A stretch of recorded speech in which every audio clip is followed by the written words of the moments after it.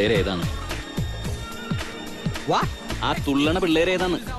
എനിക്കത് അന്വേഷിക്കലല്ല പണി. പക്ഷെ എന്റെ പണി അതാണ്. അതിന് ഞാനെന്ന് വേണം? അയ്യോ, അങ്ങനെ പറയരുത്. പിന്നെ എങ്ങനെയാ പറയേണ്ടത്? മര്യാദക്ക് സംസാരിക്കടാ കുട്ടിച്ചാത്ത. Circle inspector Tom Justin. ഇവളെ അറിയോ? Oh, I know. This is Daisy. But she got killed in an accident a couple of days ago, right? അതുകൊണ്ട് തന്നെയാണ് ഞാൻ തന്നെ കാണാൻ വന്നത്. അയ്യോ സാർ, എനിക്ക് അവളുമായി ഒരു കണക്ഷനും ഇല്ലേ. തനിക്ക് അവളെ പരിചയമുണ്ടല്ലോ, അത് മതി. അവൾ ഈ ഡിസ്കിലെ ഒരു സ്ഥിരം സന്ദർശകയായിരുന്നു അല്ലേ?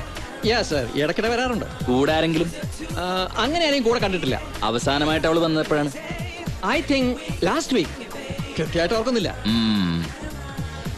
അല്ല, താൻ എപ്പോഴും ഇങ്ങനത്തെ തുള്ളി വരക്കണ പാട്ടുകൾ മാത്രമേ പ്ലേ ചെയ്യൂ? നല്ല നല്ല ഗസലുകൾ എത്ര എണ്ണം ഉണ്ട്. അത് സാർ, ഈ ഗസലിനൊപ്പം ഡാൻസ് ചെയ്യാൻ പറ്റില്ലല്ലോ. ഓ, അത് ശരിയാണ്. താൻ ഗസലുകൾ കേൾക്കാറുണ്ടാ? ഉണ്ട് സാർ. ഈ ബഹളം കഴിഞ്ഞ് വീട്ടിൽ പോകുമ്പോ മനസ്സ് തണുപ്പിക്കാൻ. താൻ കൊള്ളാവല്ലോടോ. എന്തൊരു ഫീലാണല്ലോ ഈ ഗസലുകൾക്ക്. എന്റെ ഫേവറേറ്റ് ജഗജിത് സിംഗ് ആണ്. സർഹദ് കെ ഉസ് പാർ സേ മെഹ്മാൻ ആ രഹേ ഥേ. ആഹാ, തനിക്കാരാണ്? പങ്കജ് ദാസ്. ഓ, ഈസ് ഓൾസോ ഗ്രേറ്റ്. പക്ഷെ നമ്പർ 1 ജഗജിത്ത് ആണ്. You are right. ഓക്കെ, ഞാൻ പോണേന്ന്. Thank you sir. പക്ഷേ ഞാൻ ഇനിയും വരും.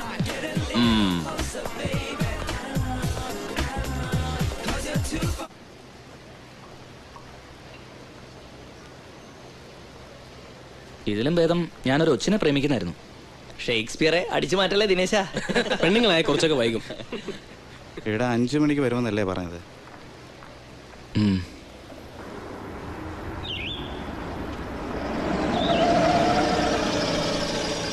ഹായ് ശ്രീ. Hello sir. ആരെങ്കിലും വെയിറ്റ് ചെയ്യാണോ അതോ? അത്യാവശ്യമായ ഒരിടം വരെ പോണമായിരുന്നു. I can drop you. വേണ്ട, അത് സാറിന് ബുദ്ധിമുട്ടാവും. എന്ത് ബുദ്ധിമുട്ട്? ഏതായാലും ബസ്സിനായി ഇത്രയും നേരം കാത്തു നിന്നല്ലേ. ഇനി വൈകണ്ട, കേറിക്കോളൂ.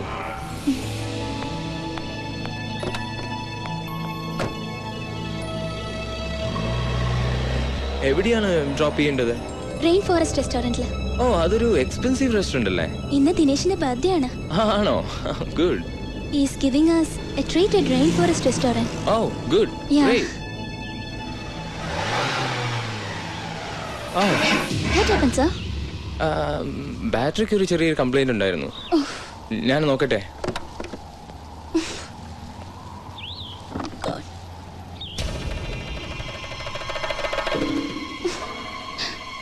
അയ്യോ.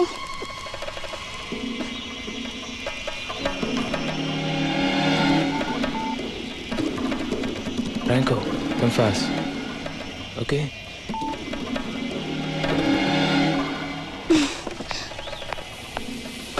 സർ, ഞാൻ ഓട്ടോയിൽ പോയിക്കോളാം. No problem sir.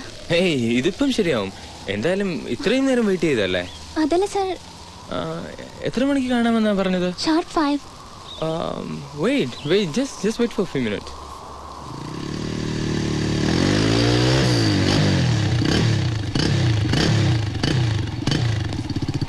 Shri, I am extremely sorry about this. പക്ഷേ ഫ്രാങ്കോ ശ്രീയെ റെയിൻ ഫോറസ്റ്റിൽ ഡ്രോപ്പ് ചെയ്യും. അതല്ല സർ, ഞാൻ ടാക്സിയിൽ. Come on, Sri, I will drop you. അത് വേണ്ട sir. No, it's already late for you, അല്ലേ? Come on.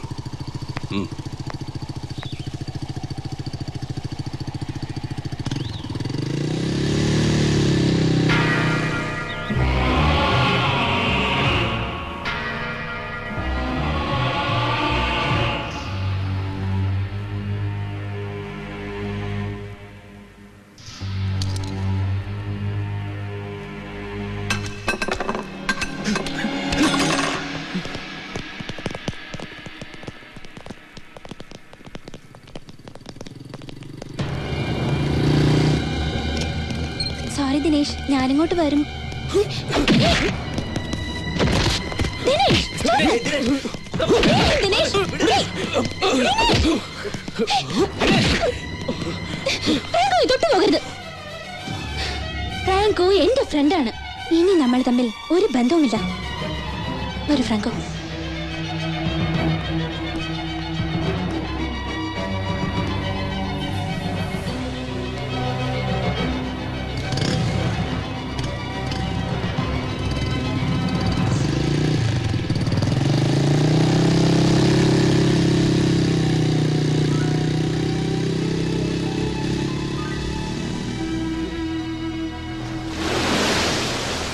Professor David Andrews. അയാൾ നിന്റെ സ്വന്തം ആളല്ലേ? അതെ, അത് തന്നെയാണ് എനിക്ക് സംശയം.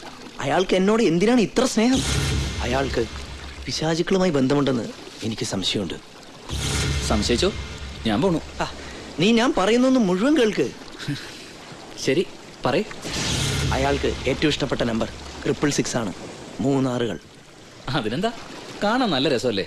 6 6 6. എടാ, അത് സാത്താന്റെ മകനായ ആന്റി ക്രൈസ്റ്റിന്റെ നമ്പറാണ്. അയാൾക്കത് ഇഷ്ടമാണെന്ന് നിനക്ക് എങ്ങനെ അറിയാം? അയാളുടെ സെൽ നമ്പർ 9842066600 ആണ്. അയാൾ എനിക്ക് ഈയിടെ ഒരു CD തന്നു. അതിൽ മ്യൂസിക് കേൾക്കാൻ പറഞ്ഞു. ആദ്യമൊക്കെ രസമായി തോന്നി, പിന്നെ പിന്നെ വട്ടാവാൻ തുടങ്ങി. ഒരുതരം വൂഡു മ്യൂസിക്. ഇന്റർനെറ്റ് സെർച്ച് ചെയ്ത് നോക്കിയപ്പോഴാണ് മനസ്സിലായത് ആ മ്യൂസിക് പിശാചിനെ ഉപാസിക്കുന്നവരുടെയാണെന്ന്. ഒരിക്കൽ ഇയാൾ എന്നോട് പറഞ്ഞു, ദൈവത്തിനോട് നമ്മൾ ഒരു കാര്യത്തിനും കടപ്പെട്ടിട്ടില്ലെന്ന്. ദൈവത്തിന് തരാൻ കഴിയാത്ത ഒരുപാട് സിദ്ധികൾ ചെകുത്താന് തരാൻ കഴിയുമെന്ന്. ക്വസ്റ്റ്യൻ പേപ്പറിലെ ചോദ്യങ്ങൾ മുൻകൂട്ടി അറിയാൻ, ഇഷ്ടമുള്ള പെണ്ണിനെ വശീകരിക്കാൻ എന്നൊക്കെ. ഈ സിദ്ധികളൊക്കെ അയക്കുണ്ടോ? അതെനിക്കറിയില്ല. പക്ഷേ അയാൾ പിശാചിന്റെ ആളാണെന്നാണ് എൻ്റെ ബലമായ വിശ്വാസം. പിശാചുക്കളോടും ഭൂതപ്രേതങ്ങളോടും സംസാരിക്കാൻ കഴിയുന്ന ഒരച്ഛനെ എനിക്കറിയാം, മേക്കാട്ടച്ഛൻ. മേക്കാട്ടച്ഛനെ നമ്മൾ കാണാൻ പോകുന്നത് അദ്ദേഹം പിശാചുക്കളുമായി സംസാരിക്കുന്നത് കാണാനല്ല. ഈ പ്രൊഫസർ, അദ്ദേഹത്തെ പറ്റിയുള്ള സംശയം നമുക്ക് തീർക്കണം.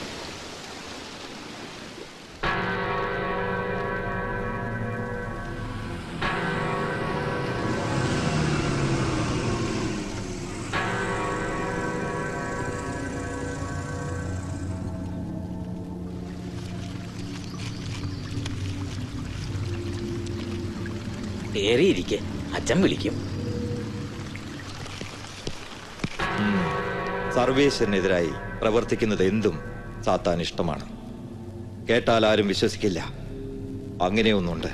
സാത്താന്റെ മതം, ദ റിലിജിയൻ ഓഫ് സാറ്റൻ.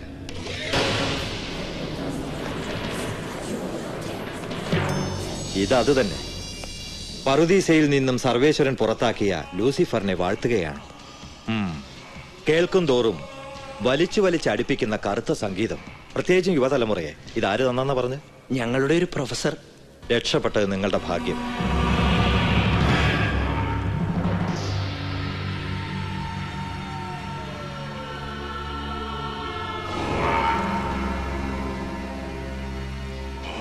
ദൈവത്തിനും നന്മയ്ക്കുമെതിരായി സന്ധിയില്ലാ യുദ്ധം പ്രഖ്യാപിച്ചവരാണ് സാത്താന്റെ അനുയായികൾ. ആഗോളതലത്തിൽ വ്യാപിച്ചു കിടക്കുന്നതാണ് അവരുടെ നെറ്റ്വർക്കായ ചർച്ച് ഓഫ് സാറ്റൻ. 1966 ആണ്ടിൽ അമേരിക്കയിലെ സാൻ ഫ്രാൻസിസ്കോയിലാണ് ഇന്നത്തെ സാത്താൻ സഭയുടെ തുടക്കം. ആന്റൺ എസ് ലാവേ എന്നൊരു വിദ്വാനായിരുന്നു ഇതിന്റെ സ്ഥാപകൻ. അയാൾ സാറ്റനിക് ബൈബിൾ എന്നൊരു പുസ്തകവും രചിച്ചു വെച്ചു. അവരുടെ ഏറ്റവും പ്രിയപ്പെട്ട അക്ഷരമാണ് ഇംഗ്ലീഷ് അക്ഷരമാലയിലെ R. ഏറ്റവും പ്രിയപ്പെട്ട നമ്പർ 666. സാത്താന്റെ സന്തതിയായ അന്തിക്രിസ്തുവിന്റെ നമ്പർ. ഫോൺ നമ്പറുകളായും വാഹനങ്ങളുടെ നമ്പറുകളായും ഒക്കെ അവരിതിനെ ഉപയോഗിക്കുന്നു. വിചിത്ര ആകൃതിയിലുള്ള ഡിസൈനുകളായി 666-നെ ഇവർ പച്ചകുത്തും. തലകീഴായ കുരിശ്, അതിനെ ചുറ്റിവരിഞ്ഞ വിഷസർപ്പം, അതവരുടെ സിമ്പലാണ്. ഒരുപക്ഷെ എന്നേക്കാളും അധികം നിങ്ങൾക്ക് പറഞ്ഞു തരാൻ കഴിയുന്ന ഒരാളുണ്ട്, ഫാദർ പാലമറ്റ. പാലമറ്റത്തച്ഛൻ വടശ്ശേരിക്കടുത്ത്. എന്താ അറിയോ? അറിയും ഫാദർ, എന്റെ വളർത്തച്ഛനാ. അച്ഛന്റെ ഓർഫനേജിലാ ഞാൻ വളർന്നത്. ഒരു യഥാർത്ഥ ദൈവഭക്തനാണ് ഫാദർ പാലമറ്റം. ഒപ്പം കളിച്ചു വളർന്ന ഒരുവൻ പിശാചിന്റെ കാമുകനാകുന്നതും നേരിൽ കണ്ട ആളാണ്. അദ്ദേഹത്തിന് തീർച്ചയായും നിങ്ങളെ സഹായിക്കാനാവും. അങ്ങനെയാണെങ്കിൽ എനിക്കൊരാളെ കൂടി സംശയമുണ്ട്. ആരെ? ഫ്രാങ്കോ. വാട്ട്? യെസ്. നീ വെറുതെ പറയരുത്. നോക്ക്, ഇതാരൊക്കെയാണെന്ന് പറയേ. പ്രൊഫസർ ഡേവിഡ് ആൻഡ്രൂസ്, പിന്നെ ഫ്രാങ്കോ. യെസ്, അവൻ കോളേജിൽ വന്നു കയറിയ ദിവസം ഞാൻ എടുത്തതാണിത്. And you know what? കോളേജിൽ ഫ്രാങ്കോയുടെ local guardian professor David Andrews ആണ്. അങ്ങനെയാണെങ്കിൽ ഞാൻ നാട്ടിൽ പോയി അച്ഛനെ കണ്ട് കൂടുതൽ വിവരങ്ങൾ അറിഞ്ഞു വരുമ്പോഴേക്കും നീ ഫ്രാങ്കോയെ പറ്റി മാക്സിമം ഇൻഫർമേഷൻ കളക്ട് ചെയ്തു വെക്കും. ബൈക്ക് ഞാൻ എടുക്കാം. Okay okay. പിന്നെ സൂക്ഷിക്കണോട്ടോ. മേക്കാട്ടച്ഛൻ നിന്നോട് പറഞ്ഞത് ശരിയാണ്. ഒരുമിച്ച് കളിച്ചു വളർന്ന ഒരുവൻ പിശാചിന്റെ ഉപാസകനാകുന്നത് ഞാൻ കണ്ടിട്ടുണ്ട്. പൗലോസും ഞാനും കിടങ്ങൂരുള്ള ഒരു അനാഥാശ്രമത്തിലാണ് വളർന്നത്. പിന്നെ കുറെ കാലത്തേക്ക് അവനെപ്പറ്റി വിവരമൊന്നും ഉണ്ടായിരുന്നില്ല. ഏകദേശം 6 വർഷങ്ങൾക്ക് ശേഷം അവന്റെ വിവരങ്ങൾ കിട്ടി. അവൻ ആത്മഹത്യ ചെയ്തപ്പോൾ ദുഷിച്ച സാത്താൻ ആരാധനാ രീതികളിൽ പൗലോസ് പരീക്ഷണം നടത്തിയിരുന്നു. സ്വന്തം പേരു പോലും മാറ്റി ലൂസിഫർ എന്നാക്കിയ അവൻ ഒടുക്കം 4 ശിഷ്യന്മാരോടൊപ്പം സ്വന്തം ജീവൻ സാത്താനെ പ്രീതിപ്പെടുത്താൻ ബലിയാക്കി.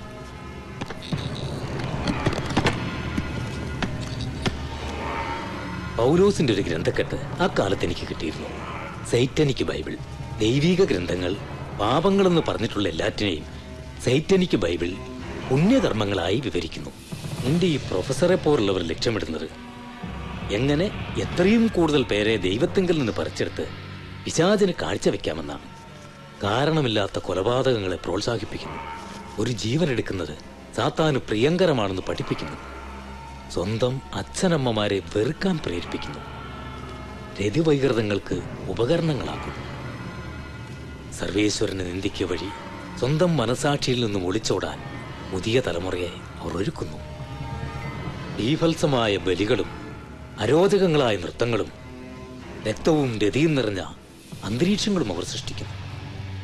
പ്രൊഫസർ ഡേവിഡ് ആൻഡ്രൂസും ഫ്രാങ്കോയും നീ പറഞ്ഞതുപോലെയാണെങ്കിൽ ഞാൻ ഉറപ്പിച്ചു പറയാം, അവർ സാത്താന്റെ ഏറ്റവും നീചരും നിന്ദ്യരുമായ സന്ദേശവാഹകരായിരിക്കും.